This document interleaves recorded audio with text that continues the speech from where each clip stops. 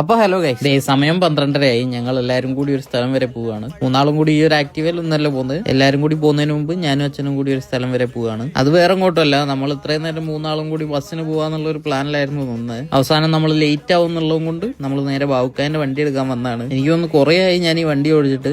അവസാനം ഇത് സ്റ്റാർട്ടാക്കിയപ്പോൾ എന്തോ ഒരു സന്തോഷം. അങ്ങനെ ഈ വണ്ടി എടുത്ത് ഞാൻ നേരെ വീട്ടിലേക്ക് വിട്ട് അവിടെ ചെന്ന് അമ്മേനെ അച്ഛനെയും പിക്ക് ചെയ്തിട്ട് നമ്മൾ ഇറങ്ങി. ഇനി ഞാൻ പറഞ്ഞത് നമ്മൾ എങ്ങോട്ടാ പോകുന്നതെന്ന്. നമ്മൾ ചേച്ചിയുടെ അടുത്തേക്കാണ് പോകുന്നത്. ഇന്ന് ചേച്ചിയുടെ അളിയന്റെ വെഡിങ് ആനിവേഴ്സറി ആണ്. നമ്മൾ ആക്ച്വലി വൈകുന്നേരം പോകാനായിരുന്നു പ്ലാൻ ചെയ്തത്. പക്ഷെ ചേച്ചിയൊക്കെ രാവിലെ തന്നെ വിളിച്ച് നമ്മുടെ മൈൻഡ് മാറ്റി. അതാ നമ്മൾ പെട്ടെന്ന് ഇറങ്ങിയത്. അങ്ങനെ ആദ്യം നേരെ ഈങ്ങാപ്പുഴ വന്നു. നമ്മൾ കഴിഞ്ഞ ദിവസം ചേച്ചിയുടെ അളിയന്റെ ഒരു ഫോട്ടോ ഫ്രെയിം ചെയ്യാൻ കൊടുത്തിരുന്നു. അതും വാങ്ങി നേരെ ചേച്ചിയുടെ അങ്ങോട്ട് പോയി. അവിടേക്ക് അത്യാവശ്യം ദൂരമുണ്ട്. നമ്മൾ എത്തിയപ്പോ 2:30 ആയി. നമ്മൾ എത്തിയപ്പോ അവര് നമ്മളെയും കാത്ത് പുറത്ത് തന്നെ ഉണ്ടായിരുന്നു. ദേ മോക്കും നമ്മൾ എത്തിയതിന്റെ സന്തോഷമാണ്. ആള് കഴിഞ്ഞ ദിവസം എവിടെയോ വീണിട്ട് ചുണ്ടൊക്കെ മുറിച്ച് വെച്ചിട്ടുണ്ട്. ഇങ്ങോട്ട് വന്നപ്പോ അത്യാവശ്യം ബ്ലോക്കൊക്കെ ഉണ്ടായിരുന്നു. നല്ല ക്ഷീണം പിടിച്ചു പോയി എത്തിയപ്പോഴത്തേക്കും. ദേ മോൻ കണ്ടില്ല, അത്യാവശ്യം വലിയ വീഴ്ചയായിരുന്നു. ഭാഗ്യത്തിന് വേറൊന്നും പറ്റിയില്ല.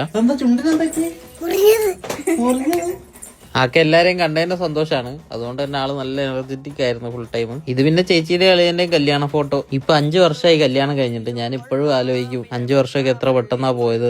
കല്യാണം കഴിഞ്ഞ് മോളും ആയി, മോക്ക് 3 വയസ്സും കഴിഞ്ഞ്. ടൈം ഭയങ്കര ഫാസ്റ്റ് ആയിട്ടാണ് പോകുന്നത്. എന്തായാലും കുറച്ച് കഴിഞ്ഞ് നമ്മൾ ചേച്ചി ഉണ്ടാക്കിയ നല്ല അടിപൊളി ബിരിയാണി ഒക്കെ കഴിച്ച് അത് കഴിഞ്ഞ് വന്നു നോക്കിയപ്പോ ഒരാൾ ഉറങ്ങിയതുപോലെ കാണിക്കുന്നത് അഭിനയിക്കുകയാണ്. അവളെ അടുത്ത് വെച്ച് കിടക്കുന്ന 2 ഫ്രെയിംസ് ആണ് നമ്മൾ ചേച്ചി കൊണ്ടുവന്നത്. പിന്നെ കുറച്ചധികം നേരം അവളുടെ കൂടെ കളിച്ചും കളിപ്പിച്ചൊക്കെ നിന്ന്.